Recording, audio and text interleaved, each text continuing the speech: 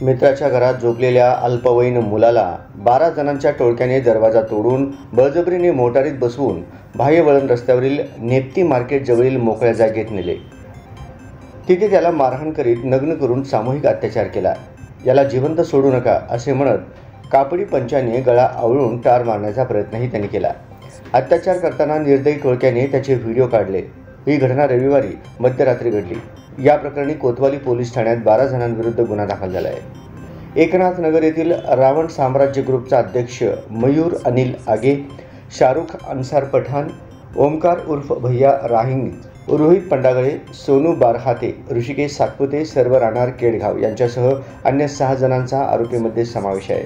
याबाबत पीडित युवकाने 3 दिवसानंतर गुरुवारी कोतवाली पोलीस ठाण्यात फिर्याद दिली। तिथे म्हटले आहे की 14 एप्रिल रोजी डॉक्टर बाबासाहेब आंबेडकर जयंती मिरवणूक संपल्यानंतर नेप्ती रस्त्यावरील मित्राच्या घरी गेलो होतो। रात्री 11:30 वाजता आरोपींचे टोळके आलिशान जीपमधून व मोटारसायकलवर तेथे आले। त्यांनी घराचा दरवाजा तोडून मला आणि मित्र व त्याच्या वडिलांना मारहाण केली। मला घराबाहेर रस्त्यावर ओढत नेऊन मारहाण करीत मोटारीत बसवले। तेथून केडगाव बाह्यवळण रस्त्यावरील नेप्ती मार्केट जवळील मोकळ्या जागेत नेले। काही वेळात तेथे मोटारसायकलवरून आणखी काही जण आले। ओमकार राहिंज यांनी टपरी आम्ही फोडली व मित्राच्या घरी लपून बसलो होतो असे बळजबरीने बोलायला लावून व्हिडिओ काढून घेतला। त्यानंतर मयूर आगे यांनी कपडे काढायला लावले। त्यास नकार देताच गळ्याला कोयता लावला। त्यानंतर घाबरून कपडे काढले। त्यातील 3 ते 4 जणांनी अनैसर्गिक अत्याचार केला। अन्य साथीदारांनी त्याचे व्हिडिओ शूटिंग केले।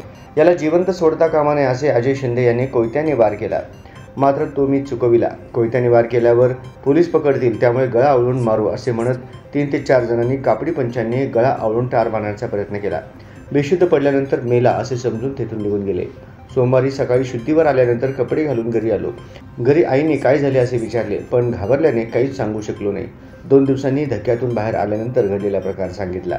कोतवाली पोलीस ठाण्यात गुरुवारी 12 जणांविरुद्ध गुन्हा दाखल केला। अपहरण व अनैसर्गिक अत्याचार, पोस्को आदी कलमान्वये पोलिसात गुन्हा दाखल झाला आहे। गुन्ह्याचा तपास सहाय्यक पोलीस निरीक्षक कुणाल सपकाळे करीत आहेत।